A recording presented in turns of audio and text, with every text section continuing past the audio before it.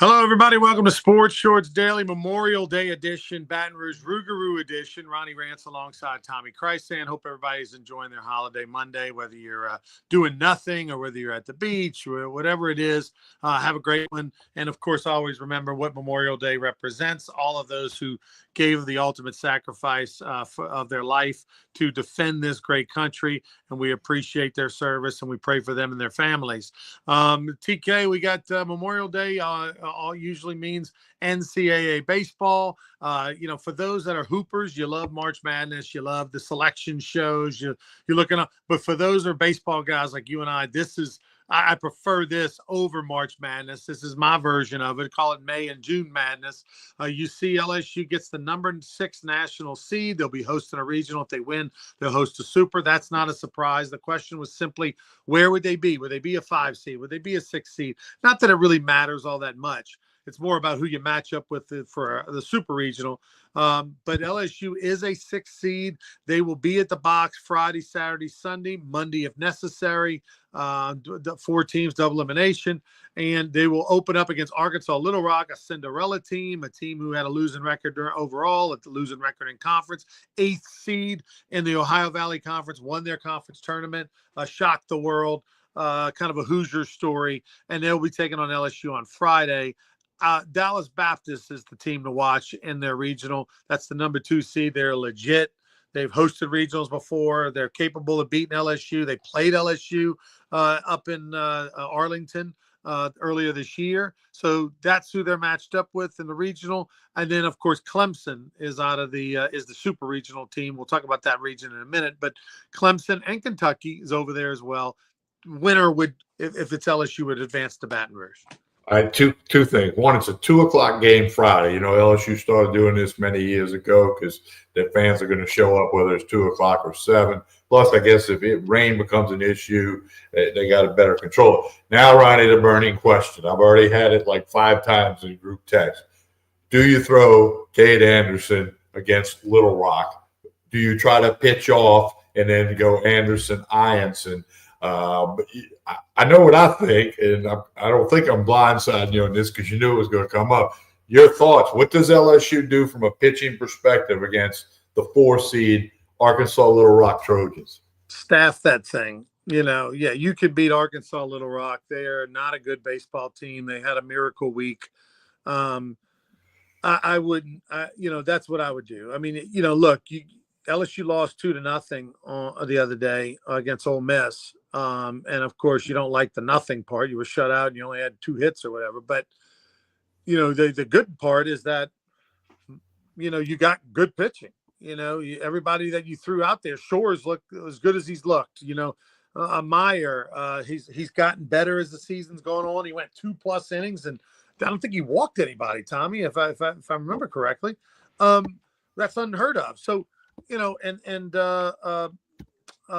Newt looked good. So and then you got others. So you can beat Little Rock with your staff, and you can say, so what if somebody has a bad day? Well, look, Anderson's could have a bad day. Like, look, I remember Aaron Nola gave up 4 or 5 innings in the first inning in a regional game. LSU came back and won it.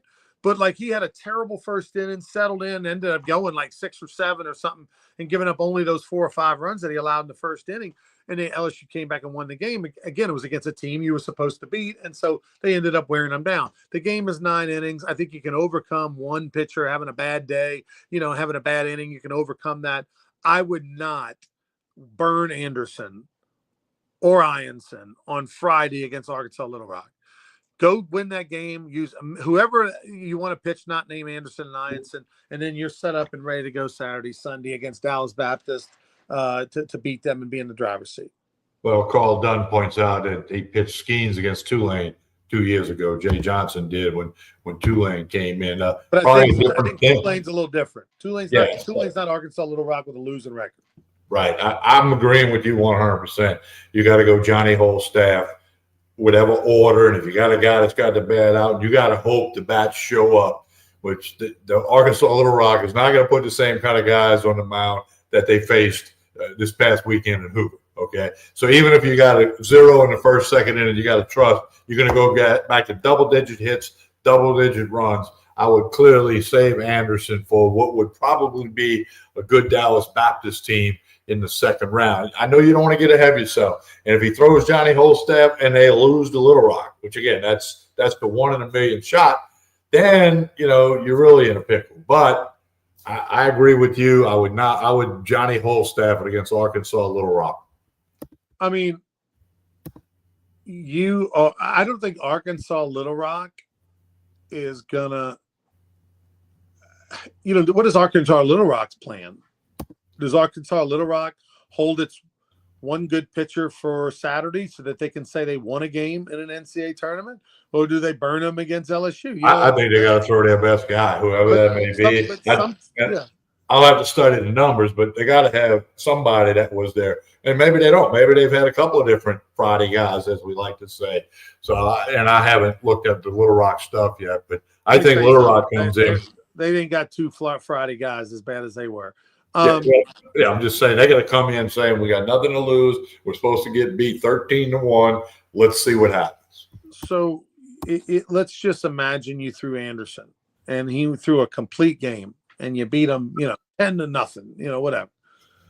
And you get to Saturday and you throw Ianson a complete game and you beat Dallas Baptist 10-0. Then what? You still got to win another game with Johnny Holstaff's got to win a game. Would you rather Johnny Holstaff win a game against Arkansas Little Rock, or would you rather Johnny Holstaff win a game against one of the better teams on Sunday and have to beat them twice? Or potentially, if you lose, have to beat them twice. Pitch twice. So at some point, Johnny Holstaff's got to show up, and I think your best bet is against a team that had a losing record, finished 8th in the Ohio Valley, and just happened to have a miracle weekend. That's what I would take my shot there versus DBU on Sunday having to beat them with Johnny Holstaff. Refresh my memory. Is the 10-run rule in effect in the tournament? I didn't think so. I mean, we had it in the FCC tournament. We saw it get put in play a couple of times. So that's not so against Little Rock. You got to get them out 27 times. Even if you're up 20-0, you're still going to have to get them out. But then you can throw whomever. If you're up 20-0. Well, I'll tell you, TK, this regional, J.R. Teagues took care of them, the head of the committee, because this regional is set up for LSU, man. LSU for a 6th seed has one of the easier paths to Omaha. They do. I agree with that completely. What is your Vanderbilt as the number 1 seed? I don't necessarily know that.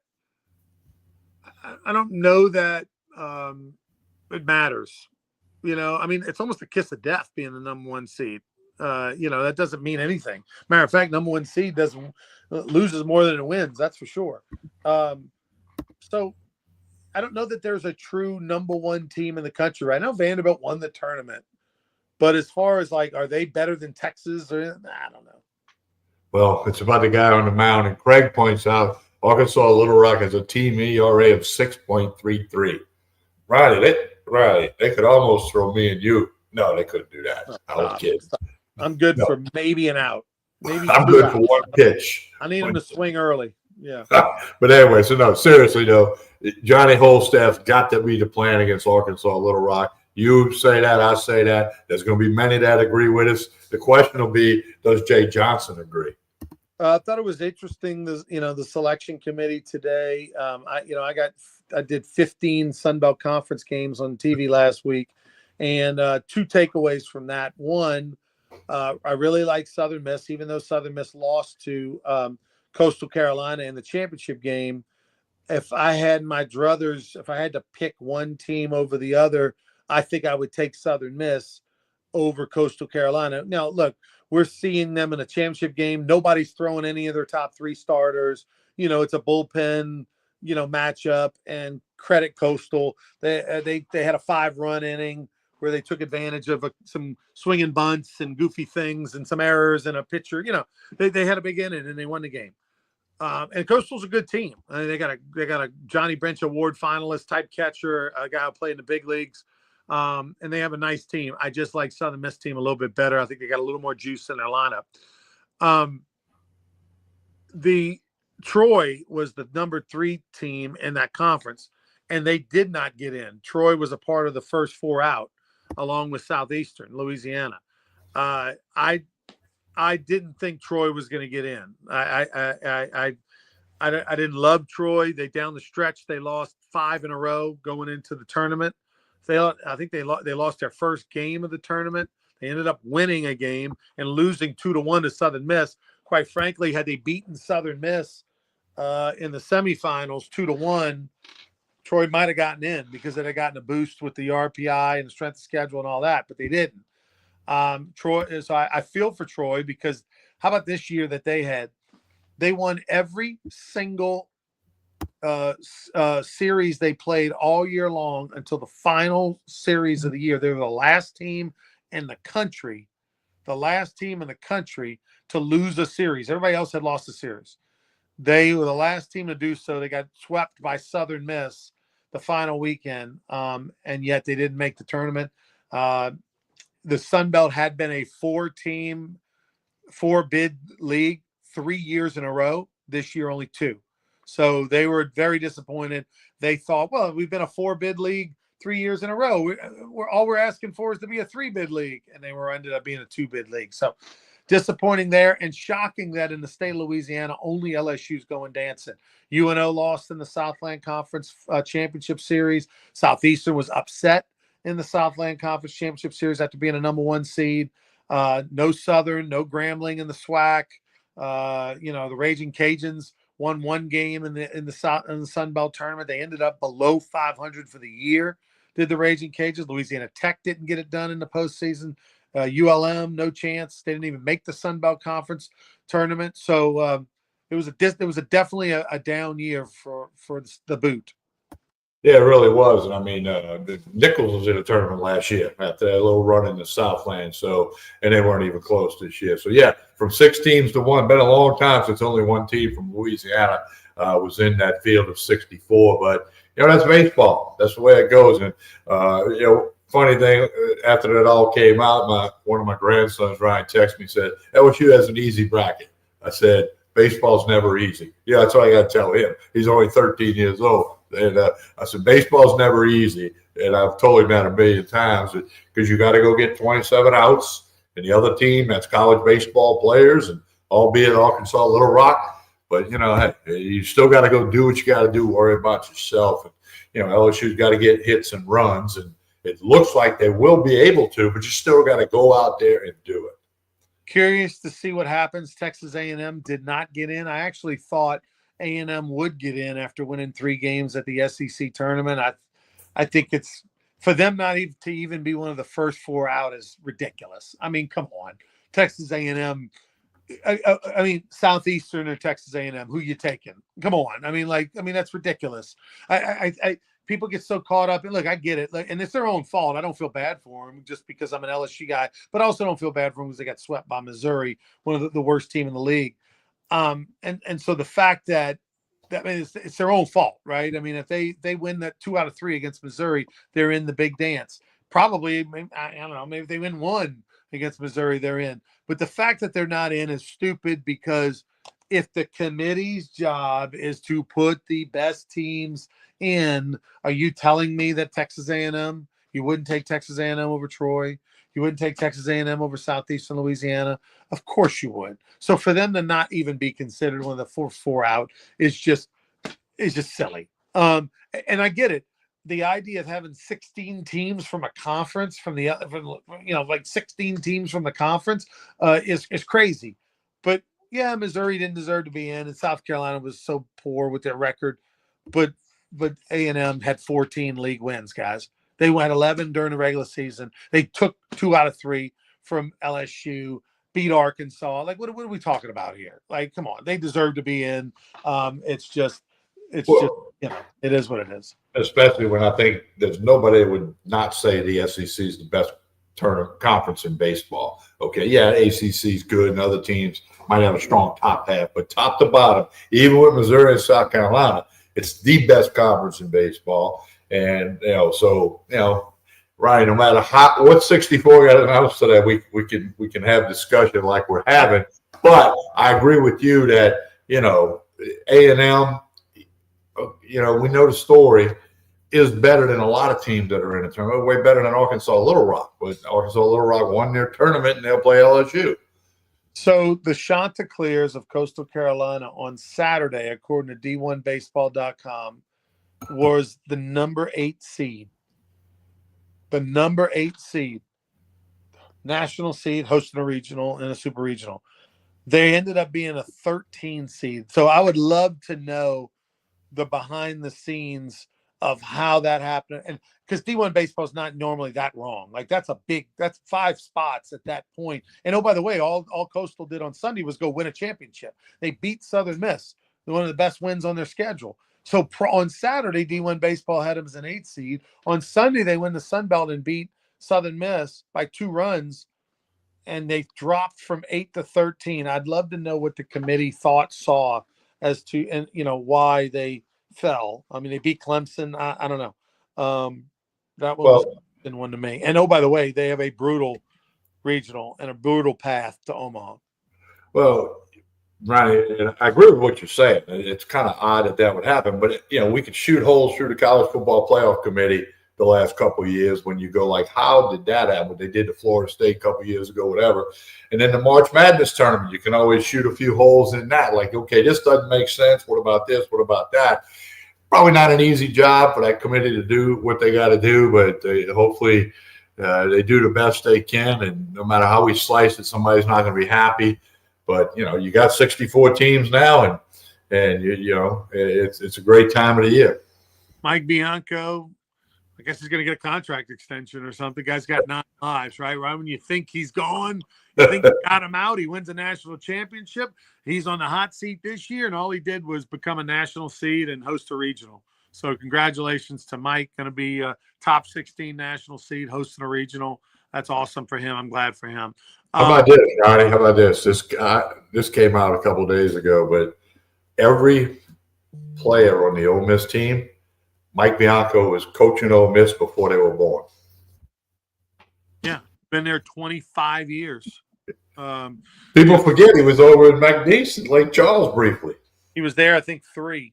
Yeah, I mean, listen, I don't care who you are. If Skip Bertman had stuck around LSU 25 years, there'd be people that would have said it's time for him to go.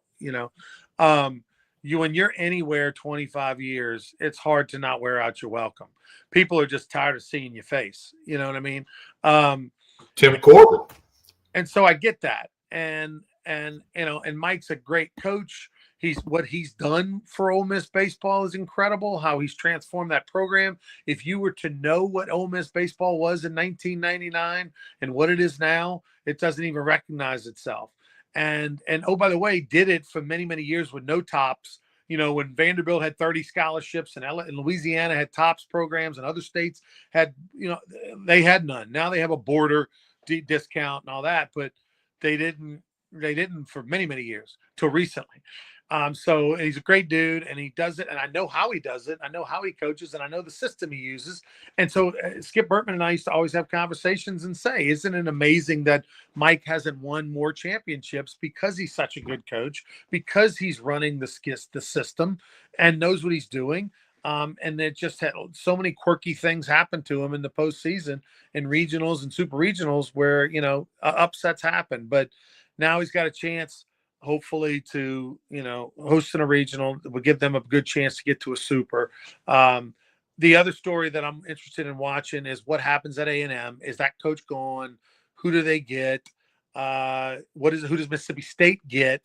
And does Cliff Godwin factor into any of that? Cliff is at ECU. He's a great coach. LSU interviewed for him for the job when they hired Jay Johnson. If Bianco were out at Ole Miss, it wouldn't shock me if he would be in at Ole Miss because he's a former assistant there.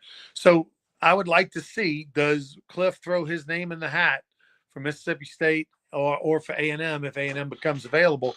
He is a proven, tried and true coach, probably around, late 40s, something like that, so still plenty young enough. And I think if you put Cliff in one of those mega programs, he would be, taking them to the next level. But we shall see. Those are the storylines that I'm watching. There's a lot there. There's other things that'll surface during the week, and fired up for the regionals next week, and I'm going to try to get out to the box a little bit. One of the grandsons wants to go. I'll see if I can work that out some kind of way. But you know what, Ronnie? We got regionals, and then we got Baton Rouge Rougarou Tuesday night. Regional will be over, and you got Tuesday night home opener, season opener, free admission. Compliments of Gordon McCurney's attorney office, and the fever's here. It's only 8 days away. Season tickets, merchandise galore, available on the website, and there'll be a merch table, tent out at Pete Goolsby Field, getting fired up for the Rougarou. Yeah, brrougarou.com. Hey, I want to thank Gordon McKernan on next Tuesday. He's going to be out there. We're going to have Lathan, the kid umpire, is going to be out there. We're going to have the Cajun Ninja is going to be out there. The chef's going to be out there as well. I mean, it's going to be a packed house. Going to be awesome. Opening day, 7 o'clock. Gates open at 6. Pete Goolsby Field, downtown Baton Rouge, right next to Memorial Stadium. Come check us out. And we play on Wednesday as well. So we play the 3rd and the 4th next week. You can see the schedule at brrougarou.com. Looking forward to it. The players arrive on Friday. They'll practice Saturday, Sunday, Monday. And we probably will have 90% of our lineup of our roster up for opening day. There's a couple of players that are participating in postseasons, Division II World Series, Junior College Division I World Series. And so we have, we got a player having a little procedure. Shelly's having a little tonsillectomy or whatever, and so he'll be joining us about mid-June. So there's a couple players that won't be with us maybe week 1, join us week 2. Blaze Priester will play with us, the LSU backup catcher. Blaze will be joining us as soon as their season's over with. Obviously, we hope it's not too soon, but so you got some of that to deal with. But first game is June 3rd, last game is July 27th, and then the playoffs are that the following week, with the championship game being Saturday, August 2nd. So hope everybody comes out and checks us out. Mark it on your calendar. Tuesday, June 3rd, going to be an awesome time. 7 o'clock, BR Rougarou. Yeah, looking forward to it. Lots of stuff going on there. Ronnie, our whole world's consumed with the NCAA tournament and the Baton Rouge Rougarou, obviously. But you got some NBA conference finals rolling. Major League Baseball, Bregman on the IL. Nola's already on the IL. So a couple other LSU guys still doing a few things. Ronnie, they had something happen in Major League Baseball Saturday for the first time in the history of baseball since they had StatCast. You ready for this? Well, Ronnie went away here.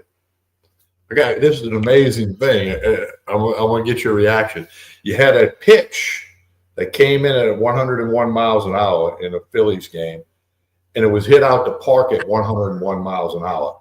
It's the only time the pitch coming in and the ball going out has been the same in the history of StatCast in the last 3 or 4 years. I was shocked when I heard it. I started thinking about it. I go, wait a minute. Well, because, very few pitches are coming in, under 95 in the big leagues. Well, some breaking balls, but then they're not going to get hit the same. They're going to get hit harder. But that's the only time it's ever occurred with a pitch and the ball off the bat with the same speed. Did you see the home run that left? Was it Pittsburgh or Cincinnati? I mean, it was a 122 mile an hour exit velo. 122.9. It was Dela Cruz broke his record of 122.4. That's off a wooden bat. You can't even get 122 off an aluminum bat. The hardest. I don't know what the hardest hit ball is, but it's probably 116 or 17 off the aluminum bat.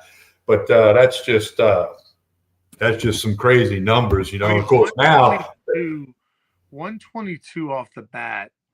I would love to see that in person, because and you couldn't see it if 122 off the bat. It's just got to look like the ball just explodes. But unbelievable, man. Unbelievable. Well, you just be glad you're not on the mound. It's coming to the mound, because you're not gonna. That's not gonna be good. But anyway, tell us about Court Street Cafe. Well, I'll be out there on Wednesday. They were closed today. They'll be open tomorrow morning for breakfast. Tremonti's has still got some crawfish stuff for you, but I'll be at Court Street Cafe in Port Allen on Wednesday, and then on Friday morning I'll be back over at Tremonti's Check them two places out. Don't forget the LeBare's Casino and Hotel, Baton Rouge. Y'all got an event out there this evening, don't you? Aren't you doing something out there? Yeah, I've been taping a podcast from 5 to 6 at the sports book. So if you happen to be at LeBare's on this holiday, go on out there. We got a little podcast that I'm going to be a guest on, and we'll be taping it inside the sports book from 5 to 6. Yeah, okay. No, definitely want to do that. And then this Saturday, we'll have Sports Shorts Radio again. Hey, stay connected. No matter whether you're on Facebook, X, or YouTube, please like and share this video. That helps LeBare's Casino, Court Street Cafe, the Rougarou, Louisiana Sports Hall of Fame, Tremonti's, everybody involved. Then, when you're at them Rougarou games, get you a Tremonti's hamburger, those world famous ones. By the way, speaking of Louisiana Sports Hall of Fame, RIP and condolences to the Robertson family. Phil Robertson, 79 years old, passes away. Of course, he was inducted into the Louisiana Sports Hall of Fame back in 2021, maybe, I believe it was. In the outdoors kind of division. And obviously, we know what he was with Duck Dynasty. We've heard the stories about he was a starting quarterback at Louisiana Tech, and he gave up playing football because he wanted to, just chase ducks, and that allowed Terry Bradshaw to be discovered. But anyway, R.I.P. Phil Robertson. Well, one other thing too, Ronnie, Lynn Amity passed away. He's got a long time with LSU, the Saints, coaching all over the place. And one other thing about him, he was the general manager who brought me into the Island Golf Club. He brought me and about 5 or 6 others, gave us a little deal to get into the club many years ago. He was the one that brought me and Alan Risher and a bunch of others into the membership over at the Island. Of course, that's where the Baton Rouge Rougarou Celebrity Golf Tournament was last month. So Lynn Amity, 83 years old. Yeah, good dude. I know Lynn was a coordinator, quarterbacks coach, all that in many different colleges and pro teams. Did he ever coach Allen? Was he at LSU or anything? Did they paths cross?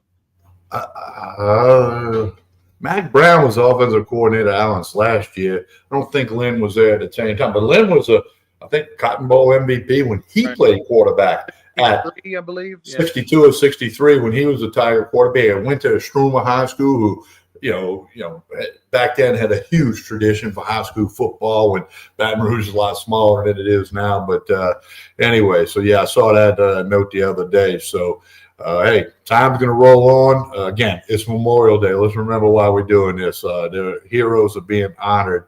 For those that the reason we have freedom, they gave it all. And Lynn Amity, a good dude, man. Didn't he work at Red Stick? May have. I thought maybe he did a stint over at Red Stick Sports. He also told me the story one time. We were not on the air. He was the offensive coordinator when Jamie Howard threw all the interceptions against Auburn in that collapse. And the story, I think you may know this, but he went and got an ice chest full of beer, and he and Jamie Howard went and sat on a levee down past where now it's the rec field or the veterinary building or whatever. They went and sat on a levee to talk about, life, and you threw 6 all these interceptions, whatever. And I think I've heard Jamie Howard tell that story as well. That was Lynn wanted to do everything he could to help Jamie, because then we know the backlash that flew around for a week about Jamie, about the team, about Lynn, about the head coach, but what people didn't know is Lynn recognized that he had to do something for his player. And they sat on a levee with an ice chest full of beer. What he should have done for his player is run the football, but I guess the beer will have to do. All right, TK, we'll be back with more Sports Shorts on Wednesday. For Tommy Christ-San, I'm Ronnie Rance. Please like and share this video, and we'll see you for more Sports Shorts Daily presented by LeBare's Casino.